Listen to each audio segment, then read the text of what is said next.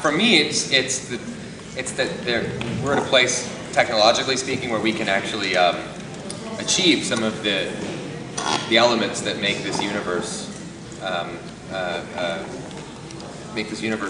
palatable to shoot as a movie. So that to me was the coolest thing, was taking tours through the art departments of Green Lantern and seeing exactly what their vision for this was, and then seeing, when you're on set each day and you're shooting, and you kind of get into a bit of a bubble and a rhythm, and you sort of forget, you have no objectivity on what's actually happening, and then some guy walks by with a laptop and shows you something he's been working on for another character or another Green Lantern, or sometimes it's even me in the suit moving or something, and it just makes your week. I mean, you can't even believe that they're capturing an image like that for fans of this comic book to see, and it's a pretty special feeling. Has it rubbed off? Do you feel a little bit more powerful now? Yeah, when you see those kinds of things, yeah, you can't help but feel pretty good in that suit. Yeah. Martin? Why is Green Lantern so cool? No. Well, simply because I think of all the superheroes, he's one of the most interesting in terms of his the scope of the movie. I mean, he's a character who's a human being who, if anybody should be chosen as a Green Lantern, it shouldn't be him, who is finally abducted up to Earth and is trained to become a Green Lantern, almost against his wishes, and finally, of course, becomes the greatest Green Lantern ever. So, I mean, that's a hell of an art. And also, the universe, of course, means that unlike Superman or many of these comics, or Spider-Man, for example, you end up, you're not confined to a city or a limited kind of landscape. What you have is the universe, and the universe beyond that universe, and there's many planets, or 3,600 planets. So the scope is enormous. I just want to add one little element. The other thing that makes Green Lantern so, I think, really interesting for the audience is he is just an ordinary human being. Mm-hmm. The ring he's bequeathed, but it's only up to the wearer of the ring's will and imagination what he can do with it and what he can become, the hero he can become. So Ryan, playing the role of Hal Jordan, is the first human being ever chosen to be a Green Lantern.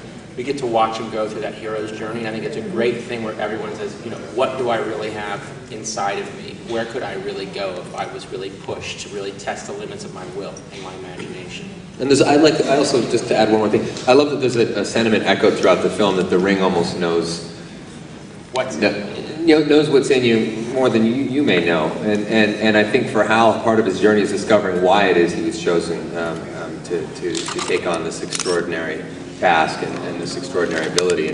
And part of that discovery as an actor has been really fun to play, because he certainly starts off in one headspace, which is a fairly arrogant and cocky and reckless and irresponsible person, and he's greatly humbled by this gift that's been bestowed upon him as the movie progresses and continues, and he actually becomes, like Martin said, the greatest Green Lantern to ever hold the ring. Thank you. Hi, my question's for Martin. In a technological aspect of the movie, how hard is it to create this universe, and how are you working with the 3D technology?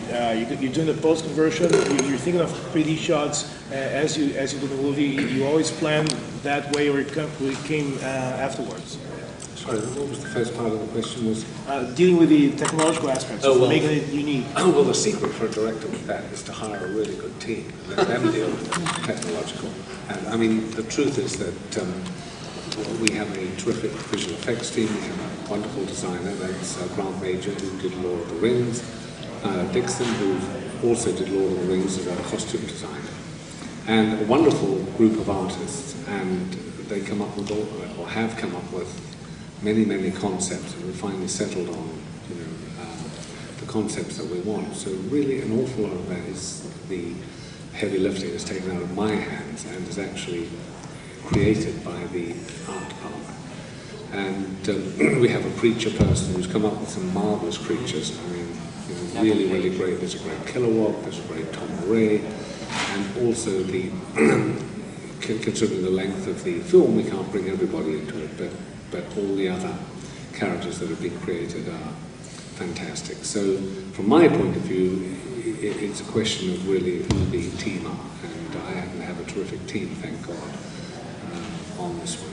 So, Concerning the 3D technology, and the 3D, we're post 3D technology. We're watching it very carefully. We're running tests at the moment. I know there's been certain criticism in certain movies, quite rightly so, I think, that this stuff is rushed, exploited, however you care to interpret it. But what I do think is that the tests that we've seen are really encouraging, and we'll go on doing those tests. And by the time we get to the point to which this movie becomes 3D, I think it will probably be, of extremely high quality. Oh yeah. Well, for Ryan and for Martin or whoever wants to add, there is this rivalry in this Comic-Con about DC and Marvel. I don't know what is your taste or what is your take in both companies. I mean, is there any difference in their kind of superheroes that they create? You have tried. So have you noticed any difference between the DC and Marvel to fit this competition? I personally think that it's always subject to one's taste. I mean, DC to me embodies something that's incredibly classic, and Marvel tends to, certain characters, certain mainstream characters of Marvel seem to go much darker, I think, in tone. But I don't really think there's a rivalry necessarily, though. I mean, it's like, rival, like, one studio's bringing out a couple of movies about FBI agents and another one's taking out a couple of movies about, New York City police officers or something. I mean, it's just, it's kind of apples and apples, if you ask me. But I know that purists will maybe disagree, but it's all about the characters. I mean, each universe has, the DC universe and the Marvel universe have a vast expanse of really, really interesting characters, and that's what they are. They're characters, and that's what these catalogs contain, and that's why the studios, I think, are so interested in them. So, yeah.